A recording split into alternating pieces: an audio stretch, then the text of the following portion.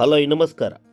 ಇದೀಗ big boss ಸಿಕ್ಕಾಪಟ್ಟೆ ಚರ್ಚೆಗೆ ಗ್ರಾಸವಾಗ್ತಾ ಇದೆ. ಕಾರಣ ಏನಪ್ಪ ಅಂತ ಹೇಳಿದ್ರೆ, ಯಾರು ಈ ಒಂದು ಬಿಗ್ ಬಾಸ್ಗೆ ಈ ವರ್ಷ ಬರ್ತಾರೆ ಅನ್ನೋದು ಒಂದಿಷ್ಟು ಹೆಸರುಗಳು ಕೇಳಿ ಬರ್ತಾ ಇದೆ.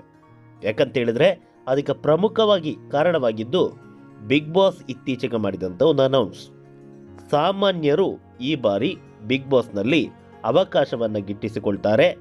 3 ನಿಮಿಷದ ಒಂದು ವಿಡಿಯೋವನ್ನು ಕಳಿಸಿ ನೀವು ಯಾಕೆ ಬಿಗ್ ಬಾಸ್ಗೆ ಬರಬೇಕು, ನೀವು ಯಾಕೆ ಬಿಗ್ ಬಾಸ್ನ ಮನೆಯಲ್ಲಿ ಇರಬೇಕು ಅನ್ನೋದನ್ನು ಈ ಮೂಲಕ ತಿಳಿಸಿ ಅಂತ ಅವರು ಹೇಳಿದ್ದಾರೆ. ಹೀಗಾಗಿ ಒಂದಿಷ್ಟು ಹೆಸರುಗಳು ಇದೀಗ ಚಾಲ್ತಿಯಲ್ಲಿದೆ. ಆ ಹೆಸರುಗಳು ಯಾವುದು, ಯಾರು ನಿಜವಾಗ್ಲೂ ಬಿಗ್ ಬಾಸ್ಗೆ ಬರ್ತಾರೆ, ಎಲ್ಲವನ್ನ ಈ ವಿಡಿಯೋದಲ್ಲಿ ನೋಡ್ಕೊಂಬರೋಣ.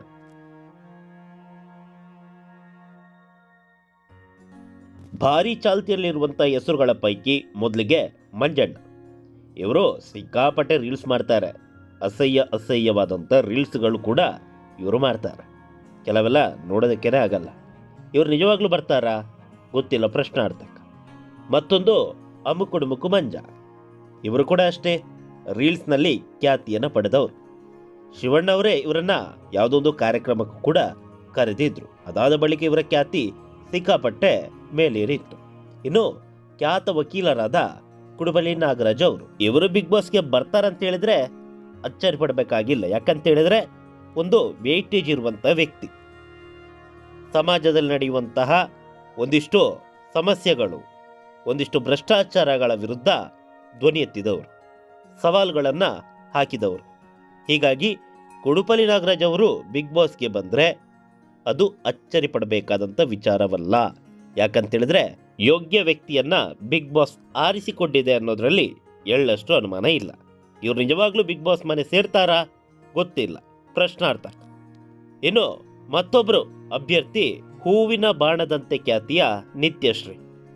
ಹೂವಿನ ಬಾಣದಂತೆ ಹಾಡನ್ನು ಯಾವ ರೀತಿ ಹಾಡಿದ್ರು, ಅದಾದ ಬಳಿಕ ಯಾವ ರೀತಿ ವೈರಲ್ ಆಯಿತು, ಅದಾದ ಬಳಿಕ ಇವರನ್ನ ಒಂದಿಷ್ಟು ಸ್ಟೇಜ್ ಪ್ರೋಗ್ರಾಮಿಗೆಲ್ಲ ಕರೆದಿದ್ರು, ಎಲ್ಲವೂ ನಾವು ನೋಡಿದ್ದೀವಿ.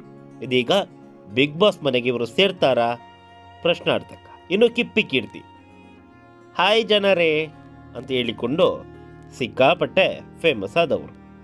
ಒಂದಿಷ್ಟು ಲವ್ ಸ್ಟೋರಿ, ಅಲ್ಲಿ ಯಾರೊಬ್ಬರು ಕಪ್ಪೆ ಮತ್ತು ಇನ್ನೊಬ್ಬರು ಯಾರೋ ಅವರು ಬರ್ತಾರೆ, ಏನೇನೋ ಆಗಿದೆ ಲವ್ ಸ್ಟೋರಿ ಅದು ಇದು ಅಂತ ತಿಳ್ಕೊಂಡು ಸಾಮಾಜಿಕ ಜಾಲತಾಣಗಳಲ್ಲಿ ಸಿಕ್ಕಾಪಟ್ಟೆ ಟ್ರೆಂಡಿಂಗನ್ನು ಕ್ರಿಯೇಟ್ ಮಾಡಿದವರು ಕಿಪ್ಪಿ ಕೀರ್ತಿ. ಅದಕ್ಕಿಂತ ಹೆಚ್ಚಾಗಿ ಅವರ ಲವ್ ಸ್ಟೋರಿನೇ ಸಿಕ್ಕಾಪಟ್ಟೆ ವೈರಲ್ ಆಗಿತ್ತು. ಇದೀಗ ಕಿಪ್ಪಿ ಕೀರ್ತಿ ಹೆಸರು ಬಿಗ್ ಬಾಸ್ ಮನೆಗೆ ಬರ್ತಾರೆ ಅನ್ನೋ ಲೀಸ್ಟ್ನಲ್ಲಿ ಕೇಳಿ ಬರ್ತಾ ಇದೆ. ಎಲ್ಲ ಅಂತೆ ಕಂತೆಗಳು, ನಿಜಾನೋ ಸುಳ್ಳು ಗೊತ್ತಿಲ್ಲ.